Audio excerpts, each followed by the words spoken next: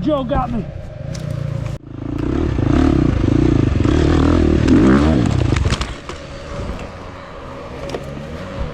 Proper whiskey right there. Go, go, go, baby, go, go, go. Nice save.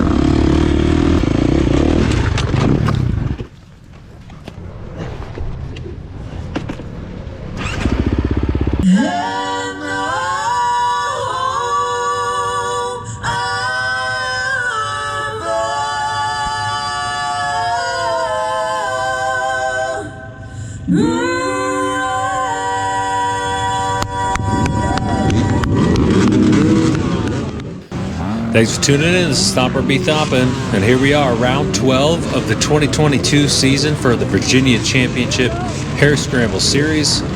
This track is called Little River Run, held in Floyd, Virginia.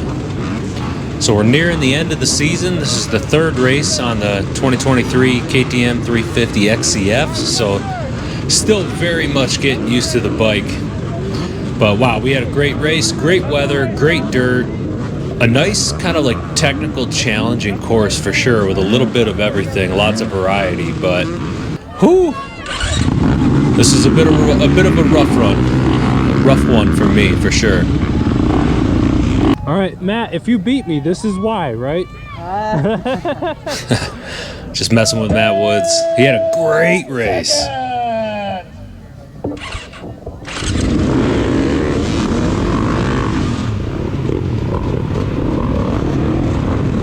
So pretty good start here, around a couple hay bales, and then we all dive into the woods. There's my boy Randall on the outside, on the gas. Yeah, great track. I suffered arm pump pretty badly lap 1, and I was getting a little down about it, but ultimately it started to fade away, so all was well. Had a great lap 3. Yeah, here, I think up here on my right, Randall takes a little digger off the bike, and I just barely saw it out of the corner of my eye. Just enough to see it, and like, oh man, that's such a bummer crashing that early. No, he had a decent race right after that. Yeah, and there was a little bit of confusion, which I catch on camera, so there was some course marking confusion, a little bit of confusion by the course setup, you know, equal parts like course setup, equal parts confusion by the riders. So I'll explain it all later. It happens in lap 1 here. Yeah, this event is the first one for the series at this location, although they did hold a really nice charity race here last year. But it's a kind of a totally different track setup from that charity race. That was about 10 miles. This is about, I think, around 7, give or take, at least for the morning riders. The afternoon A's and B's, they ended up doing just a little bit more. That's Joe Overstreet just ahead of me on the Husqvarna. I see a lot more of him later this race. We ended up having a nice little battle, which turned out to be pretty cool. And then he ended up beating me in the end, but it's been good. He and I have had a few battles the last half of this season. It's been nice. So lap 1, still getting used to this whole 4-stroke thing. And I found that the most challenging thing coming off that 300 XCW 2-stroke is the just kind of excessive torque right off of idle. Combined with the engine braking. Those are the two of the toughest things I'm really trying to get over. So Dexter Wright got the pass. Yeah, nice pass, Dexter. And after congratulating him, I get my first little hang up in lap 1. I had a couple that really cost me some time. So I think right here I get hung up on a root. Go, baby, go, go, go. I see Josh behind me. There's Travis, Josh. I think that was Travis, Josh. Wesley Hartso, he's in my class on the Yamaha. And I know you're not just supposed to pin it. There goes Jimmy Rice. All the V lines coming and passing me. So I'm rocking the bike back. I'm trying to find a little bit of traction just to get a little bit of a bump up and over that root. Man, that zapped some energy and definitely took a lot of time.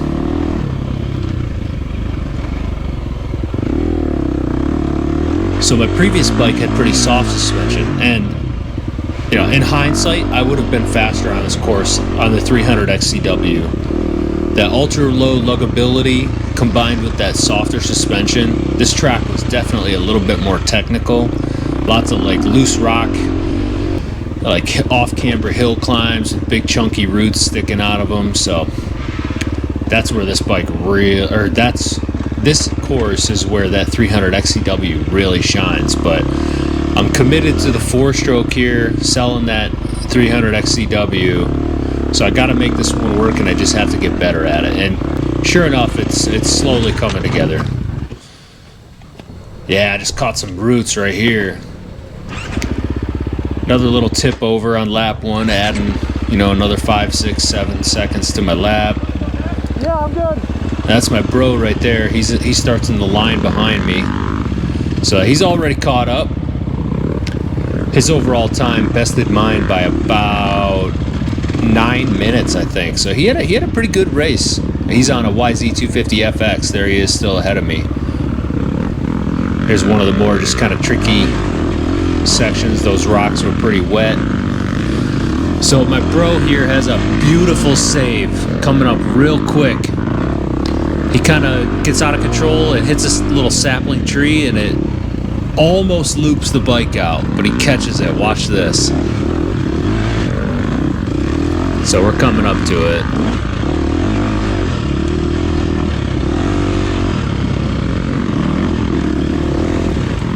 Right up here.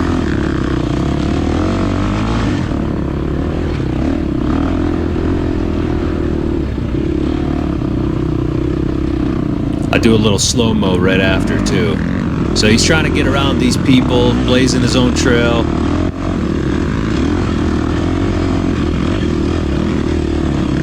Right here.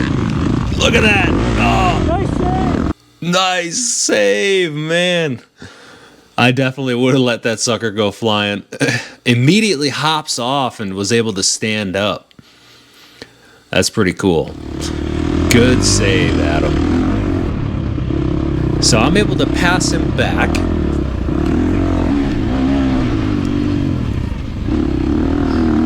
There's John Sawyer still having to sit out because he's just waiting for his injury to heal up.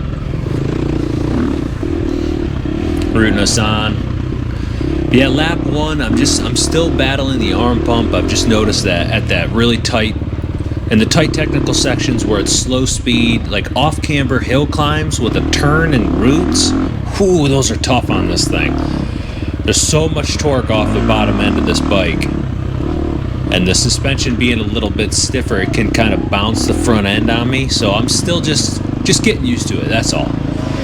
I'm not trying to say it's not doable. Letting some of the faster guys through here.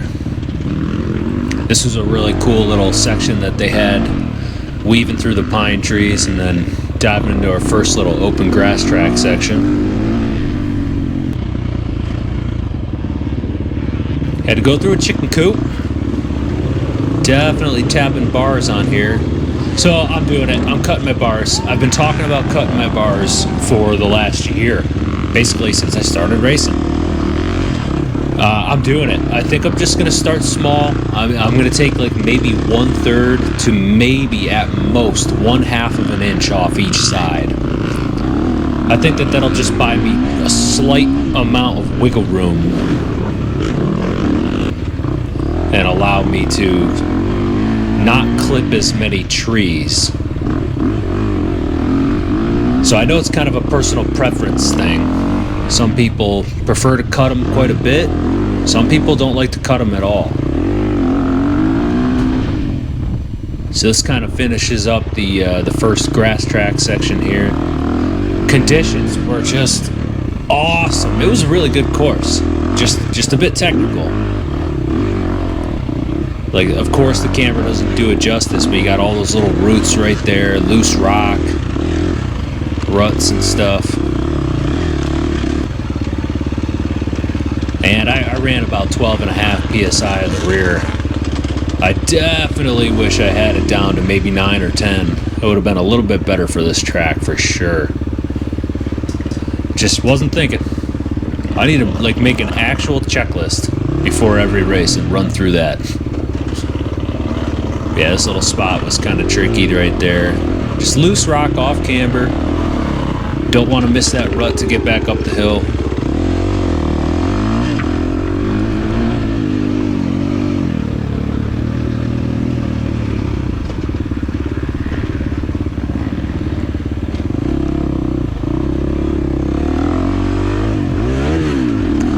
I think I missed the gear right there.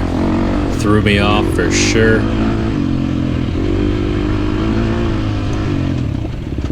Blow through this corner. Got to rock back. So this corner is pretty abrupt, and then it goes right into this loose, choppy, rocky uphill that's also really tight. Here's just kind of more of the same. I have some more interesting times through that. So I think lap 2 and 3, I show that part.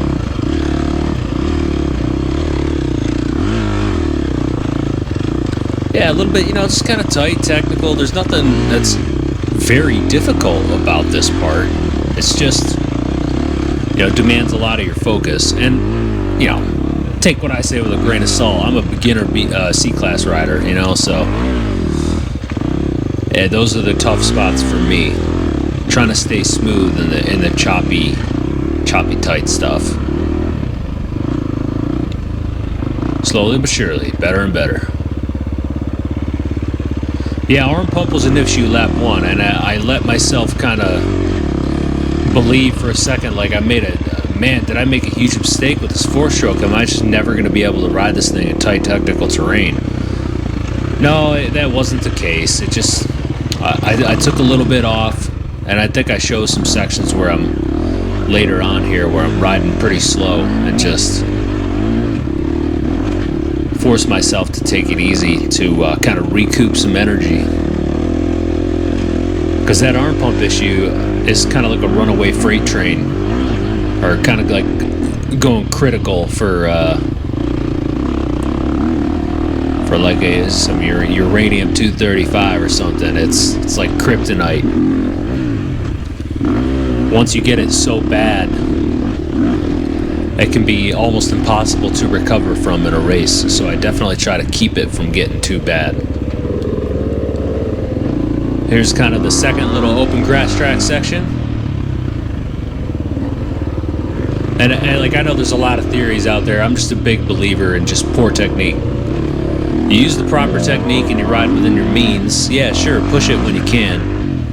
Well, then arm pump won't happen. And as you get better and better with your technique, you'll get faster and faster. The guy made a nice pass on the inside on that uphill. So they had some really good fast sections through here like this. I mean, I'm not going too fast, but... It was a cool course. So coming up here is where we hit this fork in the road. Yeah, I saw that I was going over the trail, and I just, take my loss. Just go over, slowly get back on, rather than like washing out that front tire or something. So we're coming up to this little confusing spot. Now I see blue and red arrows, and I'm supposed to be following the red arrows. And right up here on the right-hand side, there's a fork in the road with some banner that's down and arrows that are like kind of covered. So I see blue, red. Here's Enduro Doug. He's got a great channel you should definitely go check out. But there was that red arrow pointing to the right. And I'll show this one more time in slow motion. And there was another arrow that was covered up. So where he's kind of standing, like the banner's down, and then there's this arrow up on this tree that's covered up. So I think they just didn't get that part of the track cleared out or rerouted for this race. It was a lot of confusion, and I'm confused. So I'm like looking around, like, what am I doing? Where? And those people are yelling like, "Go, go, go!" And I'm like, okay, wait, something's off here. I only see blue. Okay, and then I see a red right here on my right hand side. So that's where the trail rejoins. So looking back on this and looking at what other people were saying, it appears as though at my pace, I had just cut out something like a minute 45 off of my first lap. Give or take, I don't know, 10, 15 seconds. There's Elliot. He races in the afternoons. But yeah, I was confused. I looked at the score sheet and it said I was 14th, where, I kind of expected to be, especially after lap 1. I'm like, okay, well, maybe that's not wrong. I don't know. Like, I was confused. Did I just cut the course? It didn't feel like I cut the course. But ultimately, I checked the final scoring, and regardless of if I had taken the proper way or that way, I still would have come in the same spot, time-wise and everything. So no harm, no foul. There was a lot of confusion about it, and they ended up getting a marshal there and re-bannered it and everything. There goes my bro, passes me again. So it took him a little bit longer to pass me just because I had that mix-up with the course markings. But lap 2, I'm feeling a little bit better. Okay. I'm ready to push it. Because it feels as though the arm pump might be at bay. So, not too shabby. But lap 2 was oddly enough my worst lap, even considering the time change and everything. Another little tight technical, downhill, little slippery rocks through here.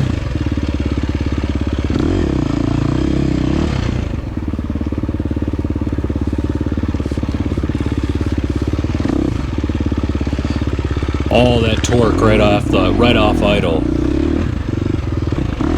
That can be a little bit tough.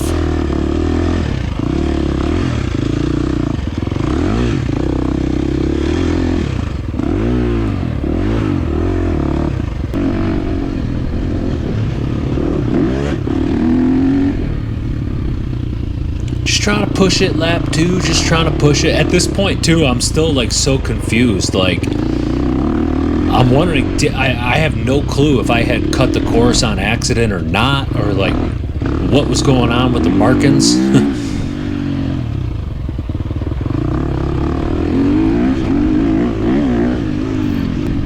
Just decided to push it, and we'll just kind of figure that out later. But apparently a bunch of people did the same exact thing, and so what are you gonna do? Sometimes that's just gonna happen. Here's a nice little technical loose hill climb that I just goof up. Even if I didn't flame out right there, I mean, I had little trees in the way and stuff, just chose a bad line through there. That was a little tricky section.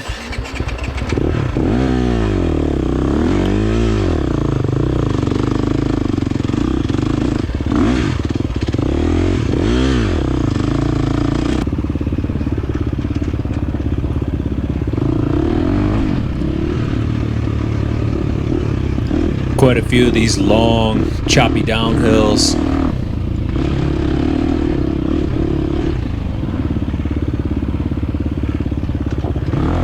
A bunch of fresh cut trail too. It was that whole like chocolate cake factor in a lot of spots.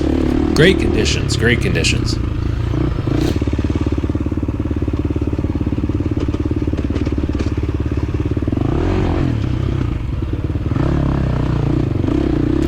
Feeling slightly better and better in regards with the arm pump here.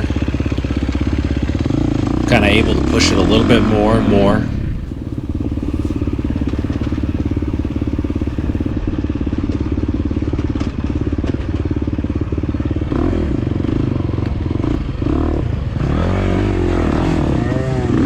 Yeah, here's that kind of sudden right turn with this. Oh, I think I goofed this up here. Oh no, this is where I get a pass on Joe.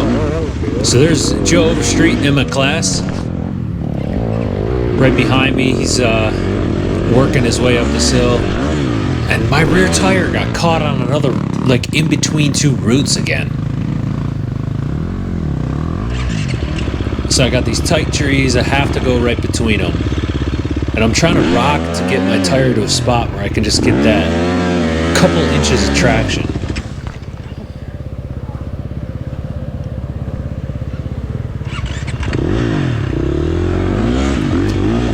So that zapped a lot of energy right there for sure. Letting people go here. Just kind of shaking it out, getting some water. I didn't stick around here for too long, but I just know that if I just kept pushing it really hard, I was going to get arm pumped. So I took a quick like 10-second breather, if that. Back to climbing.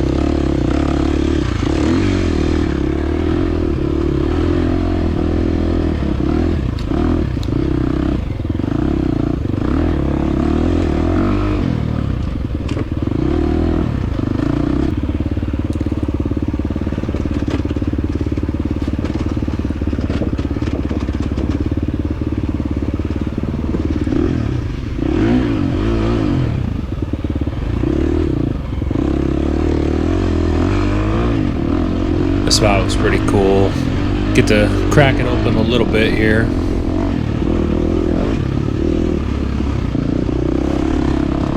Yeah, baby, nice. Nice pass on the outside. So last year I was a little bit bummed because the trail last year took a big right up that hill back there, and that was one of the most fun hill climbs ever. But they decided to bypass it this year. Probably would have made the laps too long. But this is another good hill climb. Lots of roots and rocks and maybe not roots, but lots of loose rock and like ridges and stuff from obvious like four-wheeler and tractor tires and stuff. So it made it a little bit tough to really carry solid speed up there.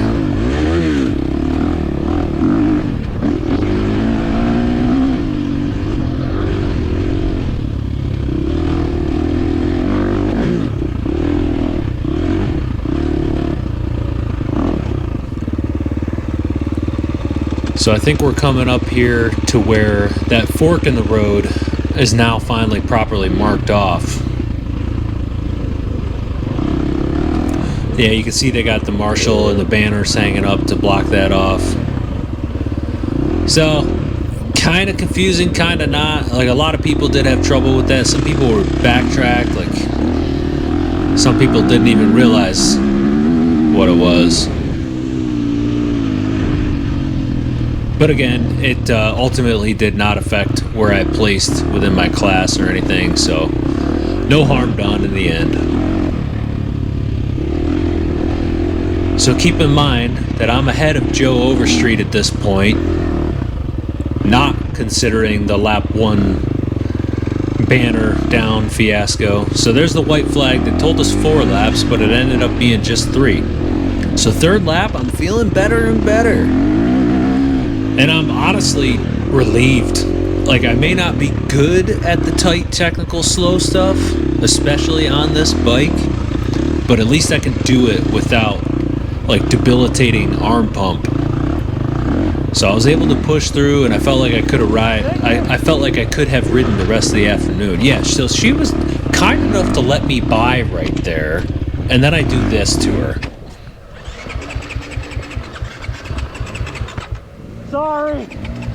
Sorry, I'm an idiot. It's not over either. I almost fall over right there. So I almost fall over and I glance back. I'm like, just go, man. Is what I'm thinking to myself. So yeah, she was kind enough to let me pass, and then I do that right in front of her. Jeez. But this was definitely my best lap, both by time and just by overall feel and confidence and flow.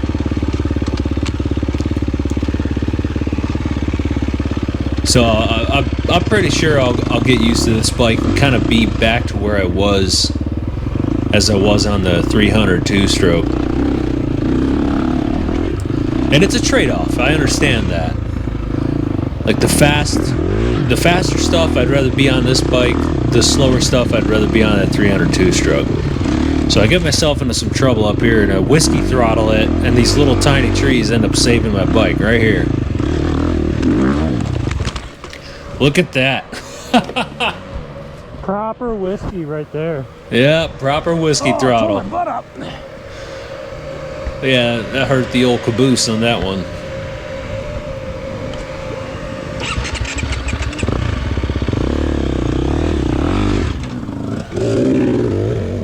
I think I'm in second or third gear right here. Because I think I flame out again. Okay. First gear. Yeah. So this was my best lap, even considering that just wasted 40 seconds, almost on the dot. 40 seconds wasted right there, just that silly little mess up.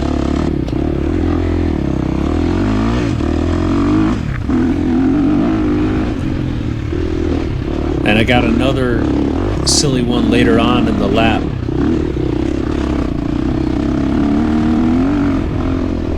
But at this point, I'm not even really thinking about Joe. I remember passing him, but, this is, I don't know, 20, 30 minutes later. Maybe 20 minutes later, if that. But here's where I see him again, out of the right corner of my eye. There he goes. And Joe, I'm nicknaming you the Silent Assassin.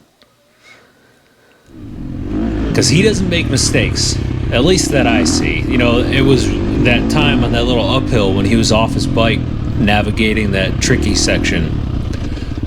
That's rare. Like, he just is mostly mistake-free. So I know I've been in this place before. I know if I'm ahead of him and I can see him, I cannot make a mistake because he's going to capitalize on it. And he ends up doing so up here towards the end.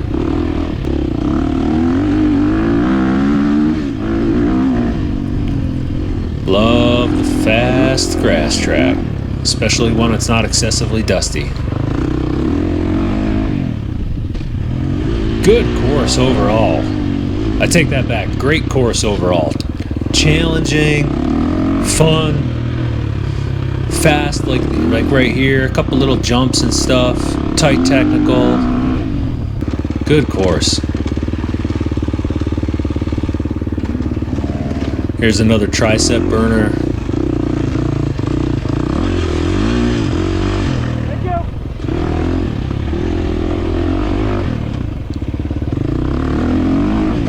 Now we dive back into the woods and we've got this tricky little off-camber hill climb again. Lots of loose dirt, loose rocks, and a few roots in the way too. So you kind of just pick a line and go for it. I take a circuitous route up here, but I'm stoked.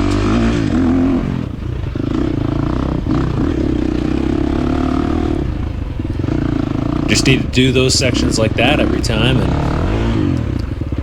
start shaving that time off each lap.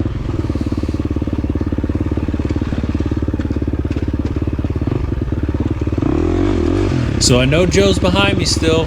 I know it.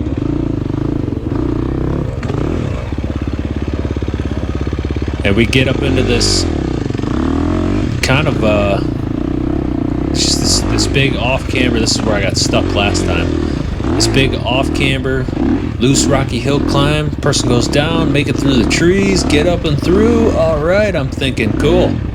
Oh, Joe and me are basically on the same exact bikes, by the way, too. He's got the 23 FX 350 from Husqvarna. Small differences between them, but very similar bikes overall.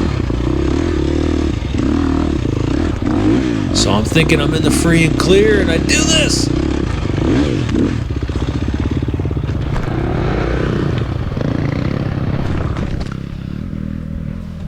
Oh, Joe got me.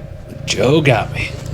So he passes me there, and I don't see him for the rest of the race till we cross the finish line.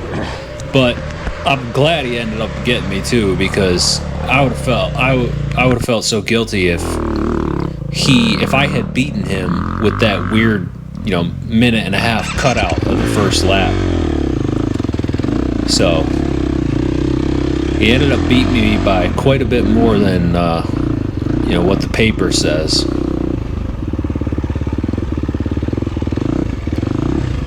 But that was a fun little battle we had. And I'm just thinking maybe I can hunt him down. We'll see.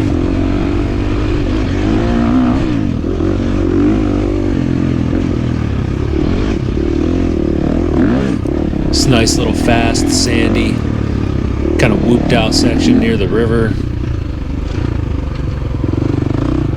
Well, tiny stream, which they had very well protected. Nice big old deep rut. Just trying to push it because I'm finally feeling good through here.